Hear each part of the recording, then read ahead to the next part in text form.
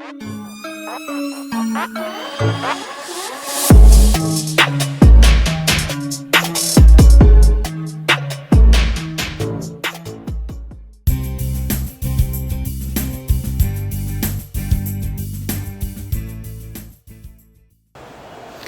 students, in this lecture we are going to discuss about the function of ribosomes. आता तुम्ही म्हणाल की रायबोझोमचं function ह्याच्यामध्ये नवीन असं काय? रायबोझोमचं function simply to synthesize protein. So major function of ribosome, the function of ribosome is simply protein synthesis. प्रोटीनला काय करायचं आहे? सिंथेसाइज करायचं आहे. प्रोटीन सिंथेसाइज म्हणजे प्रोटीन तयार करणे. प्रोटीन तयार करणे हे मेजर काम झालं रायबोझोमचं. पण ह्यासाठी complete ribosome it is actually made up of the 2 unit as we have seen in our earlier lectures, right. So ribosomes are made up of the 2 unit. Out of that one is larger subunit and the second one is smaller subunit. एक large subunit होता, एक small subunit होता. आता मग तुम्ही काय consider करताय? तुम्ही 70S टाईपचा रायबोझोम आहे, 80S टाईपचा रायबोझोम आहे. So accordingly they are having their larger and smaller subunit. Let's have a look on first 70S type of ribosome. If we are having 70S type of ribosome, so they further get formed by 50S type of ribosome which is larger subunit and 30S type of ribosome which is smaller subunit. एक larger एक smaller जर अशा टाईपचा 70S टाईपचा ribosome consider केला तर. Now the question is where this type of ribosomes is generally seen. This 70S type of ribosome is seen in prokaryotic cell. Prokaryotic cell मध्ये दिसतो, आपण याच्या अगोदर पाहिलं. Now 80S type of ribosome. So for this type of ribosome again there are 2 subunit. Out of that the first one is larger subunit and which is formed by the 60S, whereas the smaller subunit is get formed by the 40S. मग आता हे झाले smaller and larger subunit. So आपण इथे पाहत होतो 70S type ribosome and 80S type. कोणताही ribosome हा 2 सबयुनिटने फॉर्म होतो, त्याच्यापैकी एक लार्जर सबयुनिट एक स्मॉलर सबयुनिट. आता 70S टाईपचे लार्जर स्मॉलर दोन्ही पण मेन्शन केले मी इथे. फक्त L stands for larger subunit and S that means the smaller subunit आपल्या सिम्प्लिफिकेशनसाठी. Again 60S is for larger subunit and 40S is for the smaller subunit. आता याच्या अगोदर आपण जसं बोललो unless until there is assembly of smaller subunit to the larger subunit, then only this ribosome is going to perform their function which is protein synthesis. जेव्हा रायबोझोमला त्याचं function perform करायचं आहे म्हणजे काय करायचं आहे? प्रोटीन तयार करायचं आहे. हे प्रोटीन तयार करण्यासाठी त्या रायबोझोमला त्याचा लार्जर सबयुनिट आणि स्मॉलर हे दोन्ही पण एकत्र आले पाहिजेत आणि त्याला म्हणणार आहोत देर is a assembly. It's a assembly of their units, of their subunits. मग काय झालं पाहिजे? हा जो काही स्मॉलर सबयुनिट आहे तो लार्जर सबयुनिटला अटॅच झाला पाहिजे. हे जेव्हा होईल, हे होतंय तेव्हा त्याला म्हणणार आहोत आपण it's a assembly. This assembly takes place only when there is a 0.001 molar of magnesium ion concentration is present. बघा ही कंडिशन आहे त्यांची. कंडिशन काय आहे? जेव्हा 0.001 मोलार ऑफ मॅग्नेशियम आयन एवढं जर कॉन्सन्ट्रेशन असेल then only there is a possibility of assembly of that smaller and larger subunit. ही अशी कंडिशन जेव्हा मॅग्नेशियम आयनचं कॉन्सन्ट्रेशन हे एवढं असेल इज इक्वल टू 0.001 मोलार, तेव्हा जाऊन असेंब्ली होईल. कुणाची? लार्ज आणि स्मॉलर सबयुनिटची असेंब्ली होते. म्हणजे मी इथे दाखवते पहा. आता सपोज हा आपला कोण आहे, आपण इथे पहिल्यांदा हा मोठा दाखवूया. It's a larger subunit. हा लार्जर सबयुनिट हा नेहमी मेम्ब्रेनला प्रेझेंट असतो. इथे दाखवला मी मेम्ब्रेन. स्मॉलर सबयुनिट आपण इथे वरती दाखवूयात. ॲक्च्युली स्मॉलर सबयुनिट इथे वरती दाखवला जातो. इथे मध्ये जे असणार आहे हे असणार आहेत mRNA. आता ते मगाशी आपण लास्ट लेक्चरमध्ये आपण रँडमली कन्सिडर केला. हा झाला स्मॉलर सबयुनिट. हा झाला लार्जर सबयुनिट. आपण असं सांगितलं होतं की इथे अशी mRNA बाइंडिंग साईट होती, म्हणजे हा झाला mRNA. हा मोठा आहे, यालाही टनेल असो. पुढे जसं आपण याला सारखं कन्सिडर करू तेव्हा हे स्ट्रक्चर तुम्हाला फॅमिलियर होतील, हे समजतील. Smaller subunit it comes and attach to the larger subunit. आता याच्या अगोदर आपण रायबोझोमचे असेही टाईप पाहिले की काही रायबोझोम्स हे फ्री फॉर्ममध्ये असतात, फ्री रायबोझोम्स काही अटॅच्ड असतात. बेसिकली अटॅच रायबोझोम कोण असतात तर ते लार्जर सबयुनिटचे असतात. कुणाला अटॅच्ड असतात? ते मेम्ब्रेनला अटॅच असतात. कशाच्या साह्याने अटॅच असतात? With the help of protein. And this protein is known as riboforin, as we have seen in our earlier lecture. Riboforin actually, not fin. Riboforin. Okay. Larger झाला, याला मेम्ब्रेन होती, attach होता. आता इथे वरती कोण आला? Smaller subunit. अन्यथा फक्त हा लार्जर सबयुनिट असतो. जेव्हा रिक्वायरमेंट कसली आहे? प्रोटीन सिंथेसाइज करण्याची, तेव्हा स्मॉलर सबयुनिट याला अटॅच होतो. आणि एकदा का स्मॉलर सबयुनिट अटॅच झाला मग mRNA येतो आणि त्याच्याबरोबर कोडेड फॉर्ममध्ये इन्फॉर्मेशन स्वतःबरोबर कॅरी करतो with the help of mRNA. हे समजतंय? बरं, मग आता हे दोन्ही पण एकत्र येत आहेत, स्मॉल आणि लार्ज सबयुनिट. ह्यालाच काय म्हणणार? असेंब्ली. ह्याच्यासाठी एक कंडिशन आहे. Condition is that there should be concentration of magnesium ion of 0.001 molar. जेव्हा अशी कंडिशन फुलफिल केली जाते तेव्हा त्यांची असेंब्ली फॉर्म होते. म्हणजे हे दोन्ही युनिट अटॅच होतील. हे अटॅच्ड होतील तेव्हा जाऊन प्रोटीन सिंथेसाइज होईल. म्हणजे फंक्शन काय आहे तर प्रोटीन सिंथेसाइज, पण तिथपर्यंत पोहोचण्यासाठी बरेचसे मध्ये हर्डल आहेत आणि ते काय आहेत? 1 by 1 आपण त्यांनाही कन्सिडर करतोय. What if this amount of magnesium concentration will not get maintained? जर एवढं कॉन्सन्ट्रेशन नसेल, म्हणजे the concentration of this magnesium ion is less than 0.001 molar, then मग काय होईल? सेकंड पॉसिबिलिटी चेक करून पाहूयात. If magnesium ion concentration is less than 0.001 molar, मग आपण लिहूयात हे लेस दॅन होतं म्हणजे 0.001 मोलर हे हायर आहे. Then the dissociation is takes place. म्हणजेच कुणाचे? हे जे काही दोन युनिट असतील तर ते काय होतील? डिसोसिएट होतील, म्हणजेच अटॅच होणार नाही. So it get result into the dissociation of subunits. एवढं कॉन्सन्ट्रेशन हवं तर आणि तरच त्यांची असेंब्ली फॉर्म होईल.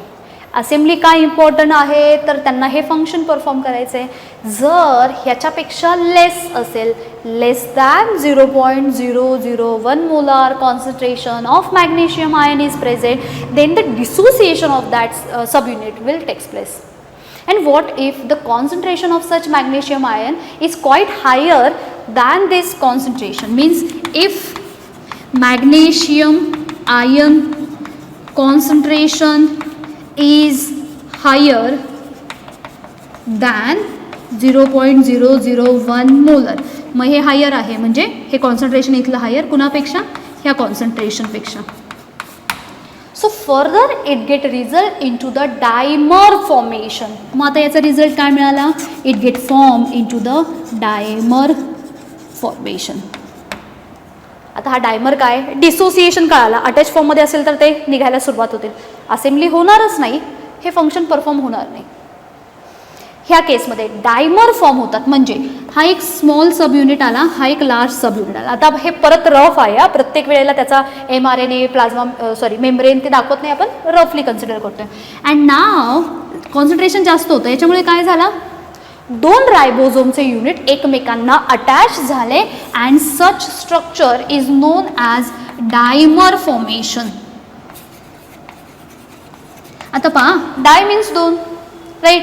मग दोन रायबोझोम फॉर्म झाले. जर कॉन्सन्ट्रेशन जास्त तर डायमर फॉर्मेशन होतं, जर कॉन्सन्ट्रेशन कमी तर ते डिसोसिएट व्हायला स्टार्ट होतात, आणि जर एक्झॅक्ट कॉन्सन्ट्रेशन असेल तर मात्र त्यांची असेंब्ली फॉर्म व्हायला सुरुवात होते. That means this magnesium ion concentration plays very significant role in protein synthesis.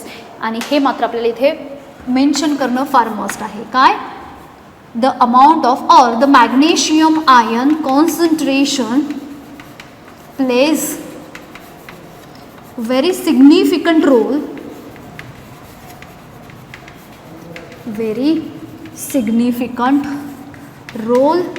in protein synthesis, right. Significant role म्हणजे सर्वात महत्त्वाचा रोल प्ले करतायत. का, कारण आपण तीनही त्यांच्या ज्या कंडिशन आहेत ह्यांना कन्सिडर करून पाहिजे. आता परत एकदा आपण स्मॉलर सब युनिट आणि लार्जर सब युनिटकडे जाऊयात. रिझन असं आहे की लार्जर सब युनिटच्या 3 साईट, ए साईट, पी साईट आणि ई साईट कशा वर्क करतात, ॲक्च्युअल फंक्शनली हा पार्ट कसा परफॉर्म होतो हा आपण परत एकदा पाहूयात.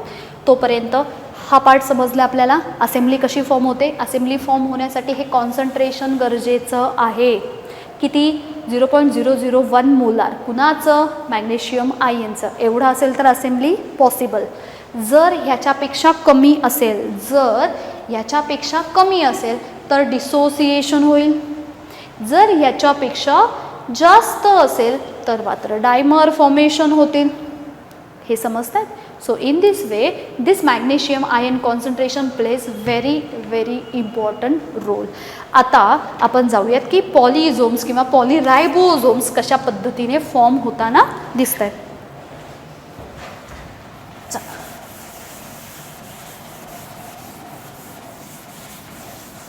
टॉपिक आहे आपला पॉलिझोम्स.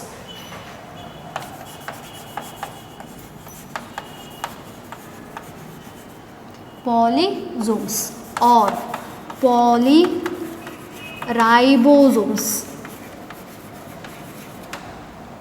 आता नावामध्ये काय सांगितलं आहे, poly that means many and somes it is nothing but the ribosomes. So whenever the ribosomes are get attached to each other and form a long peptide chain, then it is known as the polysomes or the polyribosomes. काय सांगतोय आपण आता, ह्याच्यामध्ये long chain दिसली आपल्याला, कुणाची, रायबोझोम्सची, पण ती कुठे दिसते. आता तसंच आपण काहीचं स्ट्रक्चर पाहतोय. हा दाखवला मी लार्जर सब युनिट, हा दाखवला मी smaller subunit. Again larger subunit, smaller subunit, larger subunit, smaller subunit, larger subunit, smaller subunit, आणि इथे त्यांच्यामध्ये आपल्याला mRNAची चेन दिसेल. So all ribosomes are present और attached to each other on mRNA and form a long chain, and this long chain is called as polyribosomes. Polyribosomes. ही अशी एक long chain तयार झाली तर ह्यालाच काय म्हणणार आहोत आपण, ह्याला म्हणणार आहोत पॉलिरायबोझोम्स. आता सुरुवातीला आपण पाहिलं की फंक्शन काय रायबोझोमचं, तर प्रोटीन तयार करायचा. तयार करण्यासाठी 2 युनिट पाहिजेत. हे दोन्ही युनिट अटॅच असले पाहिजेत. अटॅच केव्हा होणार, ह्या कंडिशनला. जर कमी असेल तर डिसोसिएट होतील, जास्त असतील तर डायमर फॉर्म होतील. आणि जेव्हा हे ह्या कॉन्सन्ट्रेशनमध्ये असतील तेव्हा स्मॉलर सब युनिट येऊन लार्जर सब युनिटला अटॅच होईल. असे जेव्हा बरेचसे एकाला एक अटॅच होऊन ह्या रायबोझोमची एक लॉंग चेन तयार होईल, यालाच काय म्हणूयात आपण, पॉलिरायबोझोम्स म्हणूयात. आता हे पॉलीरायबोझोम्स कसे फंक्शन परफॉर्म करतील हे पाहूयात. एक पहिल्यांदा शॉर्टेस्ट वेमध्ये हे कसे करतायत ह्याचा एक अंदाज देते आणि मग आपण लगेच पुढे जाऊयात. बरं, इथेच पाहूयात आपण. हा लार्जर सब युनिट होता, हा होता त्याचा मेम्ब्रेन, इथे होता तो प्रोटीन, हा आहे प्रोटीन. ठीक आहे. इथे काय मिळालं आपल्याला, हा होता स्मॉलर सब युनिट. ही काय आहे, mRNA. हा मॅसेज घेऊन आला, ह्याच्यामुळे त्या मॅसेजनुसार जो काही प्रोटीन तयार करायचं आहे, म्हणजेच त्यांच्यासाठी रिक्वायर्ड जे अमिनो ॲसिड आहेत हे कोडेड इन्फॉर्मेशनमध्ये mRNA घेऊन आले, त्याच्या अकॉर्डिंग फॉर्मेशनला सुरुवात झाली. फॉर्म केल्यानंतर हा मध्ये हे आठवलं आपल्याला, आपण सांगितलं होतं की मध्ये ridge like stock like structure दिसतं, याचं नाव दिलं होतं टनेल. सो जे काही रायबोझोम आता ह्यांनी वरती सांगितल्याप्रमाणे तयार केले, हे तयार झालेले रायबोझोम्स ह्या चॅनल थ्रू खाली येत आहेत आणि खाली आल्यानंतर ही खाली मेम्ब्रेन जी आहे, आपण असं म्हणूयात की ती मेम्ब्रेन एंडोप्लाझ्मिक रेटिक्युलमची तयार झालेला प्रोटीन कुणाकडे पाठवला जाईल, एंडोप्लाझ्मिक रेटिक्युलमकडे. एंडोप्लाझ्मिक रेटिक्युलमकडून तो कुणाकडे जाईल, गॉल्जी कॉम्प्लेक्सकडे. गॉल्जी कॉम्प्लेक्समध्ये काय होतील, ह्यांचं मॉडिफिकेशन होईल, त्याच्यानंतर काय होईल, ते वेसिकल्समध्ये पॅक होतील आणि अकॉर्डिंगली जिथे कुठे रिक्वायरमेंट असेल तिथे पुढे पाठवले जातील. हे समजतंय, हे सिम्पल. आता थोडंसं अजून डीप जाऊया की फंक्शनली कसे परफॉर्म होतात. कारण in simple line protein synthesis, its sound is simple but actually it is a complex process. म्हणजे ऐकायला छान वाटतं की अच्छा प्रोटीन तयार करायचं आहे, पण ॲक्च्युली ही प्रोसेस मात्र कशी आहे, कॉम्प्लेक्स आहे. कशी, ह्याला आपण थोडंसं त्याचा फंक्शनल पार्ट समजूयात.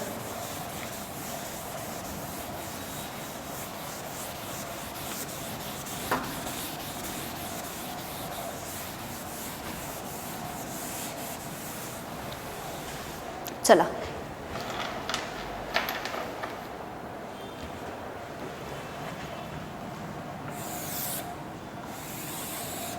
आता हा लार्जर सब युनिट दाखवते मी. ठीक आहे. इथे आपण सांगितलं होतं तीन साईट कोणत्या होत्या, पहिली होती ए साईट, त्याच्यानंतर होती पी साईट आणि इथे होती ई साईट. मला तीनही साईटचे रोल माहिती आहेत. ही होती अमायनो असाइल साईट, ही होती पेप्टिडायसिल साईट आणि ही होती एक्झिट साईट. सो इथे काय होतात, tRNA along with amino acid इथे येत आहेत. इथे काय होत आहेत, there is a formation of peptide bond. So peptide bond formation takes place and here simply there is exit site. हे समजते अशा पद्धतीने. बरं, आता इथे वरती कोण होता, हा वरती होता आपला स्मॉलर सब युनिट. याला वरती मेन्शन करते, it's a smaller sub unit. तुम्हाला जर आठवत असेल तर tRNAची डायग्राम आपण रफली ही अशी कन्सिडर केली होती. हे आर्म असतात त्यांचे, इथे खाली एक बाइंडिंग साईट असते त्यांना, म्हणजे तो रीड करायचा आणि तो एवढा डिटेल जाणार नाही आपण. कधी कधी इथे आपल्याला असा एक व्हॅरिएबल आर्म पण दिसतो. आपल्याला मेजर इंटरेस्ट आहे तो म्हणजे ह्या रिजनला ते एकेका अमिनो ॲसिडला स्वतः बरोबर कॅरी करतात. आता इथून पुढे मी असं टी शेपचं जे काही स्ट्रक्चर काढेल ते म्हणजे इथे काय असणार आहे, ते म्हणजे आपला tRNA आहे. आता पहिल्यांदा काय झालं आहे पहा, लार्जर सब युनिट हा ऑलरेडी मेम्ब्रेनला अटॅच्ड आहे. बघा, मी मल्टिपल टाईम सांगितलं की लार्जर सब युनिट हा नेहमी मेम्ब्रेनला अटॅच्ड फॉर्ममध्ये असतोच with the help of protein. मी प्रोटीनला सुद्धा मेन्शन करते, रायबोफोरिन. त्याच्यानंतर आता ह्यांचं ठरलं की ह्यांना प्रोटीन तयार करायचं आहे, मग स्मॉलर सब युनिटची असेंब्ली झाली, अटॅच झाले. जेव्हा कॉन्सन्ट्रेशन मॅग्नेशियम आयनचं जेवढं रिक्वायर्ड होतं तेवढं फॉर्म झालं.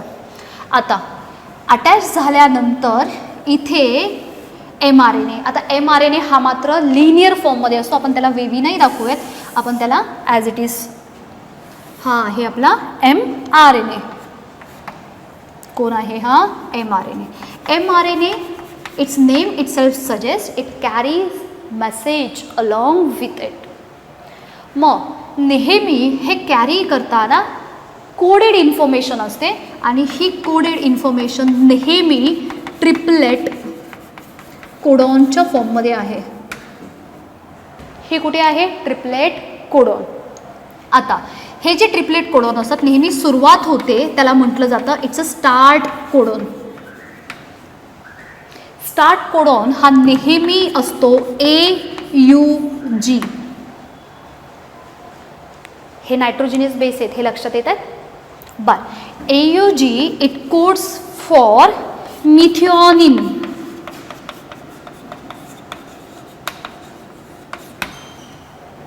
मग आता जेव्हा mRNA वरती मेसेज आला सो त्याच्या अकॉर्डिंग फर्स्ट मेसेज सपोज आपण इथे सांगितलं आहे इट्स अ AUG. आता याच्यावरती हा फर्स्ट इथून स्टार्ट झाली ही कोडॉन. मग जेव्हा tRNA येईल तेव्हा tRNA, मी इथे tRNA दाखवायचा प्रयत्न करते, इट्स अ tRNA. सो इथे त्याने हा फर्स्ट ॲमिनो ॲसिड कॅरी केला. म्हणजे इथे जो ॲमिनो ॲसिड असेल AUG साठी इथे ह्याचे अँटीकोडॉन असतात पहा, कोडॉन अँटीकोडॉन. सो हे त्यांनी रीड केलं mRNAवरचं. त्याच्या अकॉर्डिंग tRNAने ह्या कोडसाठी कोण होता? मिथिओनिन. ह्या मिथिओनिनला कॅरी केलं. कॅरी केल्यानंतर हे लार्जर सब युनिटच्या कोणत्या साईडला आले? A साईडला इथे. म्हणजे A साईडचं काम का आहे? tRNA along with the amino acid ह्यांना ॲक्सेप्ट करणं, म्हणून याला ॲक्सेप्टर साईट म्हणतात.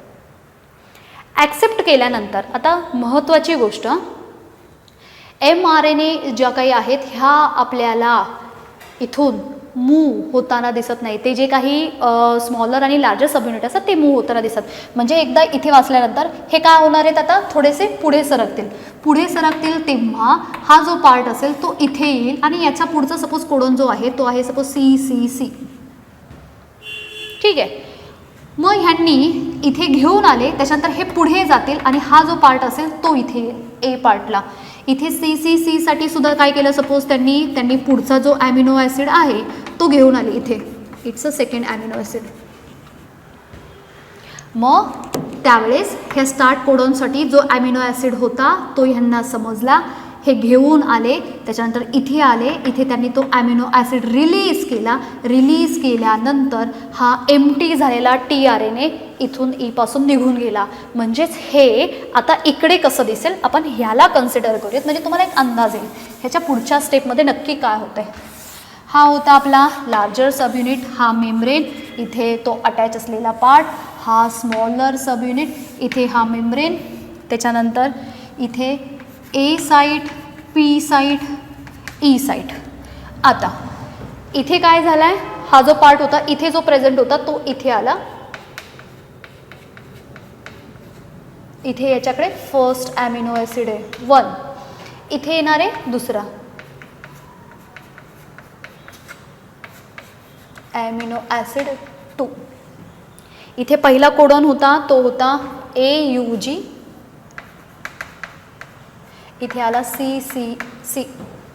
आता ही mRNA जाग्यावरतीच आहेत, ते जे आहेत ते पुढे पुढे पास ऑन होत आहेत. पास ऑन होताना पहिल्यांदा इथे त्यांनी ॲक्सेप्ट केलं. इथे जे दाखवले होते हा आता काय झाला आहे की बेसिकली आपल्याला इथे पोहोचलेले दिसतात. म्हणजे कुठे? P साईटवरती. P साईटला काय झालं? हे दोन जे रिलीज करणार आहेत ह्या दोघांमध्ये इथे हा बॉन्ड फॉर्मेशनचं काम करत आहेत आणि हा बॉन्ड असतो तो म्हणजे पेप्टाइड बॉन्ड. P साईटला आले, ह्या दोघांमध्ये पेप्टाइड बॉन्ड फॉर्म केला. मग आता हा जो काही tRNA आहे हा एम्प्टी झाला. मग एम्प्टी झालेला tRNA आता तो पुढे आला आणि ते काय झाले रे? इथून एक्झिट साईटपासून निघून गेले. सो असं 1 बाय 1 ह्या mRNA वरती काय कोडेड इन्फॉर्मेशन आहे ट्रिपलेट कोडॉनच्या फॉर्ममध्ये त्याच्या अकॉर्डिंग त्याला रीड करून tRNA अकॉर्डिंगली, जसं इथे एक एक्झाम्पल म्हणून आपण सांगितलं की स्टार्ट कोडॉन हा नेहमी AUG असतो, हा कोड करतो मिथिओनिनसाठी. म्हणजे हा सांगतो जर AUG आला तर त्यांनी काय घेऊन यायला पाहिजे, ही कोडेड इन्फॉर्मेशन आहे ना. ते डिरेक्ट नाही सांगणार मिथिओनिनला घेऊन या, ते सांगणार की AUGची रिक्वायरमेंट आहे. मग त्याला काय करतात ते कोड कशा फॉर्ममध्ये की बाबा मिथिओनिन हवा आहे. मग ते घेऊन येताना कोण घेऊन येणार? tRNA. कुणाला घेऊन येणार? मिथिओनिनला. पहिल्यांदा कोणत्या साईटला येतील? A साईटला, कारण A साईटला tRNA ॲमिनो ॲसिडला घेऊन येतात. घेऊन आल्यानंतर ते कुठे जातील? P साईटला. इथे काय करणार ते डोनेट करतायत कुणाला ॲमिनो ॲसिडला. इथे ॲमिनो ॲसिडला रिलीज केलं. एम्प्टी झालेला जो TRNA असेल तो कुठून बाहेर पडला एक्झिट साईडकडून. आणि मग मात्र इथे अशा पद्धतीने आता ही झाली आपली सपोज इथे मला मिळाला ॲमिनो ॲसिड 1 इथे मिळाला amino acid 2 then amino acid 3 then amino acid 4 and that all amino acids are get bind together with the help of peptide bond and togetherly this long chain of amino acids they synthesize protein. आणि आता मात्र ते काय करणार आहेत protein synthesis.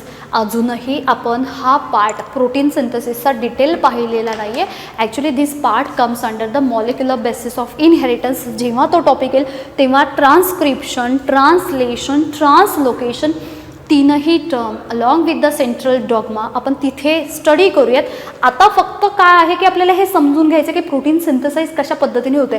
कधी कधी protein synthesise होणं हे तुम्हाला ऑलरेडी माहीत आहे कारण 10मध्ये झालं आहे. हे कन्सिडर करून ह्याच्यावरती क्वेश्चन येऊ शकतात.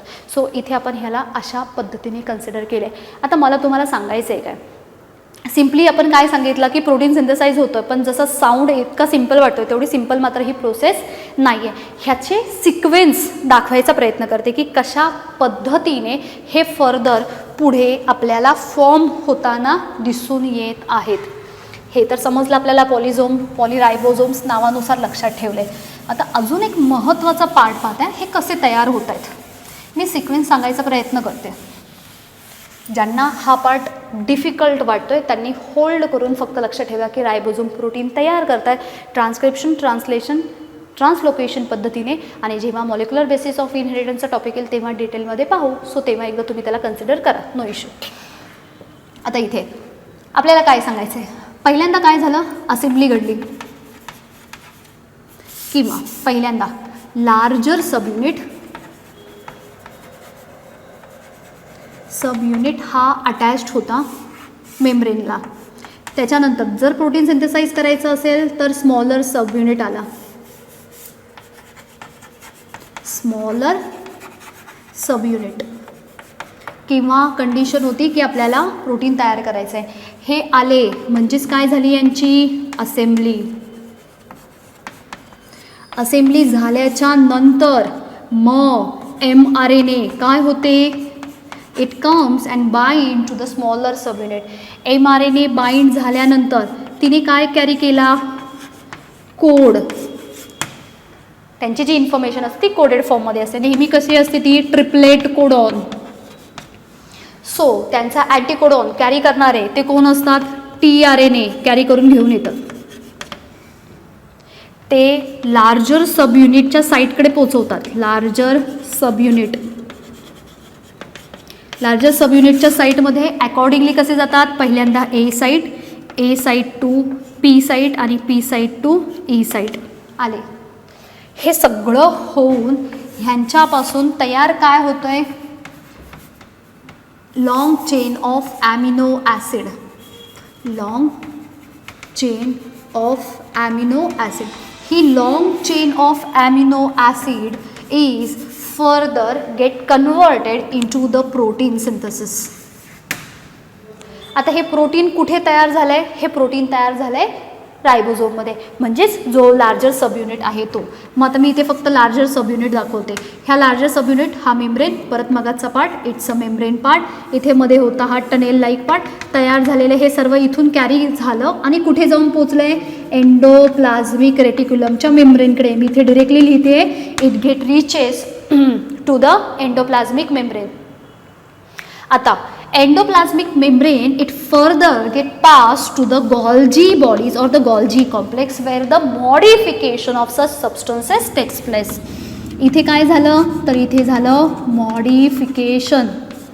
मग आता मॉडिफिकेशन होऊन रिक्वायरमेंट काय आहे त्या प्रोटीनची हो की नाही. जशी एखाद्या कोणत्याही सबस्टन्सची गुड्सची रिक्वायरमेंट असेल तसं अकॉर्डिंगली मॅन्युफॅक्चरिंग युनिटमध्ये त्या सबस्टन्सचं मॅन्युफॅक्चर केलं जातं. जशी रिक्वायरमेंट असेल तसं त्याचं मॅन्युफॅक्चर. सपोज जर मेम्ब्रेन फॉर्मेशनसाठी असेल तर काय केले जातील हे मॉडिफाय करतील and this protein is get packed into the vesicles. ह्यांनी काय केलं, वेसिकल्समध्ये हे प्रोटीन पॅक करून ठेवले. जर लक्षात असेल तर प्लाझ्मा मेम्ब्रेन वगैरे हे काय केले जातात, लिपिड प्रोटीन ह्यांचे जे बाय लेअर असतात त्यांच्यापासून, किंवा प्रोटीनचा तिथेही आपण रोल पाहिला होता. मग ते इंट्रिन्सिक प्रोटीन आहेत, एक्स्ट्रिन्सिक प्रोटीन आहेत, tunnel or the channel kind of protein असेल. सो सेम वेमध्ये तिथे रिक्वायरमेंट आहे. हे फॉर्म कुठून झाले, हे एवढा मोठा, ही आपण असं म्हणतो ना की एक रेल्वे असेल तसे तिचे जेवढे नंबर ऑफ जे काही डबे असतील अकॉर्डिंगली एवढ्या लॉंग प्रोसेसमध्ये होऊन जाऊन तो प्रोटीन तयार झाला. तयार होऊन तो पोचला एंडोप्लाझ्मिक रेटिक्युलमकडे. आता इथे क्वेश्चन, एंडोप्लाझ्मिक रेटिक्युलमकडे का जाऊन पोचला, कारण endoplasmic reticulum provides the site for protein synthesis. का, just because of presence of ribosomes. त्यांच्याकडे रायबोझोम प्रेझेंट आहेत. रायबोझोमचं काम प्रोटीन तयार करण्याचं आहे, म्हणजेच ते कुठे जाऊन पोचणार आहे, एंडोप्लाझ्मिक रेटिक्युलम. ह्यांचं काम काय आहे, formation of or the synthesis of proteins, lipids, enzymes, hormones, steroids, हे सर्व फॉर्म हे करतायत. फॉर्म केल्यानंतर मॉडिफिकेशन युनिट म्हणजे कोणता सेल ऑर्गनल होता, इट्स गॉल्जी बॉडी. ह्यांनी काय केलं, त्याच्यामध्ये मॉडिफिकेशन केले, जे रिक्वायर असतील ते आपण पाहिलं. त्यांचे जे सिस्टरनी होत्या त्यांच्यामधून हे पास होत जातात आणि पास होत असताना त्यांच्यामध्ये रिक्वायर्ड चेंजेस येतात, प्रोसेस होतात आणि प्रोसेस होऊन जर मेम्ब्रेनची रिक्वायरमेंट असेल it get packed into the vesicles and get sent to the membrane. And if there is a requirement of protein itself, म्हणजे काही ठिकाणी प्रोटीनचीच रिक्वायरमेंट आहे, then it get further packed into the vesicle and this vesicle is known as the primary lysosomes. तुम्हाला लक्षात असेल पहा, लायसोसोमचे 4 type, primary lysosomes, secondary lysosomes, tertiary and autolysosomes. In that primary लायसोसोम्स contain inactive enzymes. And here आपण काय बोललो आहे की त्या वेसिकल्समध्ये काय आहेत, प्रोटीन स्टोअर केला, त्याला नाव दिलं प्रायमरी लायसोसोम. इथे सांगितलं आपण प्रोटीन आहे, तिथे सांगितलं एन्झाईम आहे. Means what, enzymes are the form of protein. All enzymes are the form of protein, but all proteins are not necessarily a form of enzymes. म्हणजे सर्वच्या सर्व एन्झाईम हे प्रोटीन आहेत, पण सर्वच्या सर्व प्रोटीन हे मात्र एन्झाईम नाही. म्हणजेच आता हे आले प्रायमरी लायसोसोम. आणि मग तिथून पुढे जशी रिक्वायरमेंट असेल तसे त्यांना पुढे सेंड केले जातील, अशी प्रोसेस. आणि ह्या सर्व प्रोसेसमध्ये म्हणजे protein synthesis is one of the important function which actually takes place during the cellular activities and for that purpose ribosome is responsible for its synthesis. So synthesis होताना हा सर्व पार्ट अशा पद्धतीने आपल्याला इथे फॉर्म झालेला दिसतोय. हा झाला आपला ॲक्टॅप घेऊयात, म्हणजे आपला हा रायबोझोम सेल ऑर्गनल फिनिश. बरं, काय काय सांगितलं आपण सुरुवात अशी केली की रायबोझोम्स यांचं काम महत्त्वाचं. आता अदर सेल ऑर्गनल्समध्ये आपल्याला व्हेरियस फंक्शन परफॉर्म होताना दिसले, इथे एकच आहे. पण हा एक सिंगल जो फंक्शन आहे तो इटसेल्फ हा फार ब्रीफ फॉर्ममध्ये असतो आणि फार इम्पॉर्टंट फंक्शन परफॉर्म करतो. काय काम आहे याचं, प्रोटीन सिंथसाइज करणे. बरं, प्रोटीन सिंथसाइज करताना रायबोझोम हेल्प करतो, but basically ribosome is made up of 2 unit. एक होता लार्जर, एक होता smaller. unless until these 2 subunits are not assemble with each other or not bind with each other, that protein synthesis will not take place. मग याच्यासाठी पहिल्यांदा काय झालं पाहिजे, त्या दोन्हीही युनिटची असेंबली, दोन्ही एकमेकांना अटॅच झाले पाहिजेत. ह्याच्यासाठी कंडिशन काय होती, presence of magnesium ion concentration. किती अमाऊंटला, 0.001 मोलार. इतकं कॉन्सन्ट्रेशन असेल तर असेंब्ली पॉसिबल आहे. कंडिशनबद्दल बोललो, जर जास्त असेल, जर कमी असेल, ॲप्रोप्रिएट अमाऊंटमध्ये असेल, तिथे आपण एक फार इम्पॉर्टंट स्टेटमेंट मेन्शन केलं होतं, the presence of this concentration of magnesium ion plays very significant role in protein synthesis. इतका महत्त्वाचा रोल प्ले करतात. नाव आता आपण ह्या 2 युनिटपासून तर चालू केले, आपल्याला हे दोन्ही पण समजले. ह्यांचा सिक्वेन्सवरती एकदा फोकस करूयात, म्हणजे आपला फंक्शनचा पार्ट संपला. आपण इथे एक फ्लो चार्ट फॉर्ममध्ये ह्याला कन्सिडर करतोय. कसं, लार्जर सब युनिट आला, स्मॉलर सब युनिटला अटॅच झाला, म्हणजे काय झालं, असेंब्ली. हे महत्त्वाचं होतं. असेंब्ली झाली की स्मॉलर सब युनिटला एक डिप्रेशन होतं, म्हणजे एक साईट होती. ती साईट काय करते, it facilitates for the attachment of mRNA. mRNAला जॉईन करण्यासाठी साईट प्रोव्हाइड करून देते. mRNA आला म्हणजे त्याने कोडेड फॉर्ममध्ये इन्फॉर्मेशन घेऊन आली. It is always in the form of triplet codon. 3 असतात, AUG असेल, CCC असेल, GUG असेल, वेगवेगळ्या फॉर्ममध्ये पार्ट पाहिले आहे आपण. देन त्याच्यावरती जी कोडेड इन्फॉर्मेशन आहे, अकॉर्डिंगली tRNA स्वतःबरोबर त्याच्यासाठी असणारे ॲमिनो ॲसिड कॅरी करतात. मी इथे दाखवले पहा. जर AUG it's a start codon, it codes for methionine. मग यांना समजलं जर AUG कोड आला तर tRNA काय घेऊन आला पाहिजे, मिथिओनिन. सो त्याने कॅरी केल्यानंतर लार्जर सब युनिटच्या 3 साईटपासून जातात. ते 3 साईट कोणत्या, APE.